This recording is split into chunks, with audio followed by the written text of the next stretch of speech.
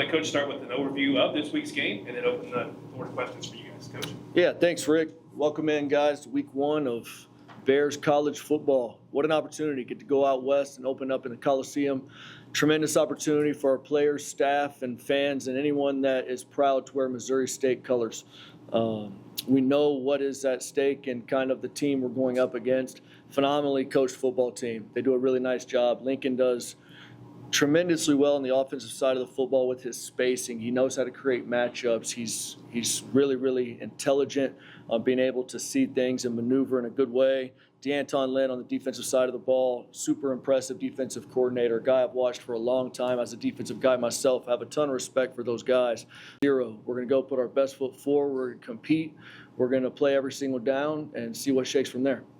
Just the historical nature of this game for Missouri State, is that something you touch on with the guys, or just how do you go about that? Yeah, not really. I think it's the most important one because it's the next one. Again, I know everybody thinks that's coach speak, but when you've grown up at the Power 4 level and played at all levels of football, the yard lines don't change, the hashes don't change, goalposts are the same. Yes, there will be quite a few more faces watching our football team, but it all goes back to your process of how do you prepare.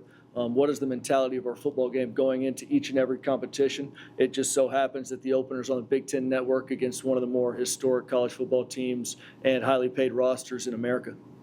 Do you take the time for the guys to just take a breath and kind of soak all that in before you turn to football, or do you do that maybe after the game's over? Yeah. Look around the Coliseum, look at the Olympic torch. Sure, I think everyone goes through their emotions differently. The one cool thing about the Coliseum is it's not just a football venue. You know, it's if you enjoy sports at all, there have been some of the most historic sporting moments in that venue ever. So, again, I think all of our players enjoy being student athletes and enjoy being players. I think they do need to do what helps them be prepared, whether that's take a deep breath, take a round look at the lights, because, and I've said it over and over, when you first put the pads on as a young player, you want the opportunity to go play at these big-time venues. You want to have the opportunity to go and show what you've got on the Big Ten Network on national TV, and it'll be a great opportunity for our guys to go do just that. Coach, you've had off season, you've had camp, you've had a string of Mondays. This Monday feel a little bit different getting to game week now? Yeah, it's a great feeling. It's always good to get into the game days routines, and being able to be with you great people is always nice. Talk about Bears football. And again, I'm extremely humbled and thankful for the opportunity. That's one thing that we never lose sight of as a football team. One thing that we know as a program and an organization, that anybody that's close to Missouri State football, one day can change your life. You have to be grateful for each and every moment, and you get 12 guaranteed. You can't ever take the moments for granted and enjoy it. You know, a lot of people talk about the intensity and the stress of going into this type of environment. You have to embrace it. You have to make that your fuel. You have to make that what inspires you to do the very best you can. You had a enjoyable moment at the end of your mock game. For those people that weren't there, walk me through the end and the birthday celebration and Brendan McQueen.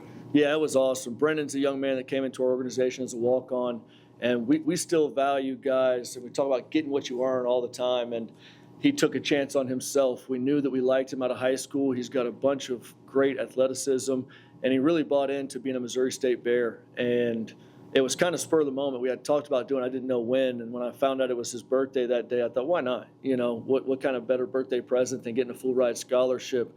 And when you see the players, how they reacted when we made the statement that he was on a full scholarship, that's the good stuff. You see a team that's rallying around a walk-on, that's earned his stripes, that's earned his full scholarship, because it's very tough nowadays to be a student athlete, especially, and he's earned every bit of it.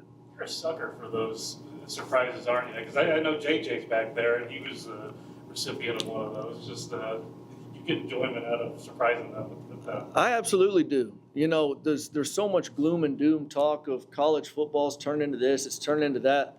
I'm a football foundationalist. I still believe in the joy of the game and why you're in the locker room and those moments you get to share with your teammates and coaches, because everybody sees us on Saturday. They don't see the blood, sweat, and tears that go into it on a day-to-day basis and what these guys go through together. And again, especially this football team. We've been galvanized by some serious things going on within the walls here, and it's just you have to celebrate the simple joys of life. I promise you, I will remove myself as the head coach if it ever gets stale and I don't enjoy being here and the players don't enjoy being a part of this program. That means you need a new head coach. Y'all were, pretty tough, out in every position group, UFC does. But I think at receiver, they're pretty good. And you're getting, and you have a whole kind of retooled secondary. Yeah. So what do you think about that matchup and that challenge? Yeah, I have some of their depth pieces here. I mean, it would take a while to go through each of the players that I'm impressed with. But yeah, they definitely do a good job of creating some advantage situations on the perimeter, just with their length alone, their athleticism, their ability to stretch the field and get yards after the catch. We have to make sure we're tight. We have to make sure we do a good job presenting different pictures to their quarterback. And then when they do catch the ball, getting them on the ground, because as you can see from their film, even last year, they do a great job extending plays. So again, what a challenge for our defensive back group, new, retooled. I have full confidence in those guys that they'll be prepared to go. Just depth chart winners. Punter was one that we've been talking about. Even on Saturday, you were rotating them out. Yeah. Yeah, Frederic will be our starting punter, and Stu McDonald will be our kickoff guy, and Yusuf will be our place kicker.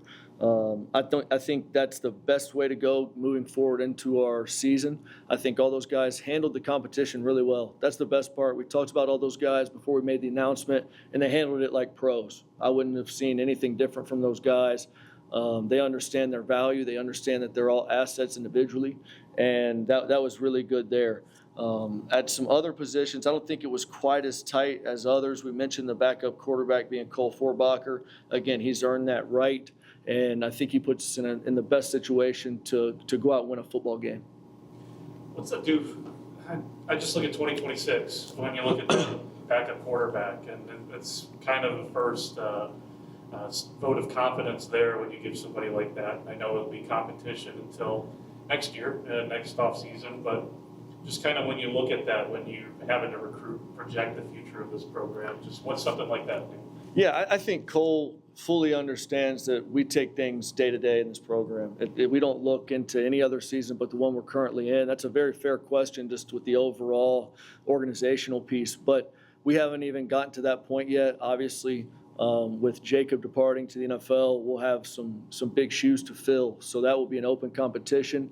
I'm sure we'll go out and try to find another one because that's what you have to do. We talk about competition here at all positions. You can't just talk about it and not be about it. So we'll make sure that we're set there in the next offseason moving into 2026. You love that question right before your first game, don't you, 2026? No, I get it. Listen, it makes sense. You guys are big picture guys. I understand fully. There's no such thing. One of my old teachers said there's no such thing as a bad question, right? So hopefully I answered it to the best of my ability. You would say that. It seems like you settled pretty quickly. I can't say his name, at right guard. Yeah. Delaware State transfer. Bube. Just, it seems like you identified him pretty quickly as a starting offensive right guard for you. Just what was it about him? Yeah. That came in impressive pretty quick. Even when he came in, he just has a physical presence about him. He's got really big, strong hands. He's got long arms, great frame.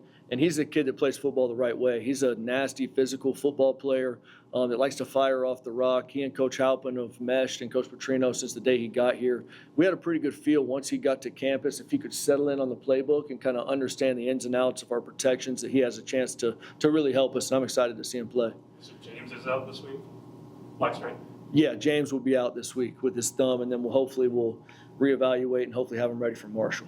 When you were combing the portal this past spring and wintertime, was this USC game used as a kind of a recruiting tool of sorts? You get an opportunity to play that first game and kind of show that you should be at that level. Yeah, I think it was a great way to bridge just kind of where we're going as an institution overall, going into big high-level ball, being able to play on CBS, ESPN, all of those things that, again, we all want to play on. We all want to have our parents watch us, and, your name comes up on the ESPN ticker for hopefully a good reason.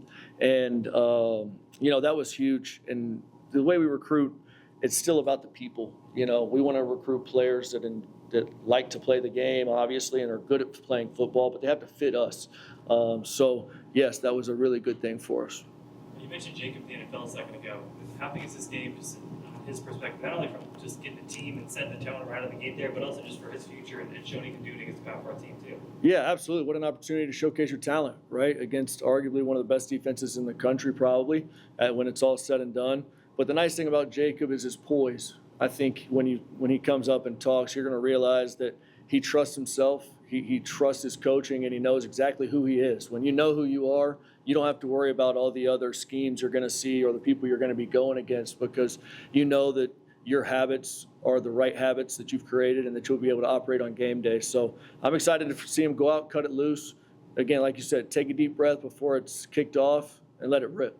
And then on the other side for USC, Maeva is kind of a guy that can do a little bit of everything, but hasn't exactly shown what the capability was kind of people thought out of high school. What have you seen from him, and what's sort of the plan to slow down the things that he does for USC? Yeah, he's got a great skill set. I think he's underrated in some ways. I think he does have the arm to make all the throws, and the way that he maneuvers within the pocket. You know, a lot of guys, when they talk about a mobile quarterback, it's about just straight quarterback run plays. They'll probably have some of those, but the way he sees pressure and is able to maneuver in the pocket up and step up and deliver the football where it needs to go to their playmakers, that's what's really, really impressive to me.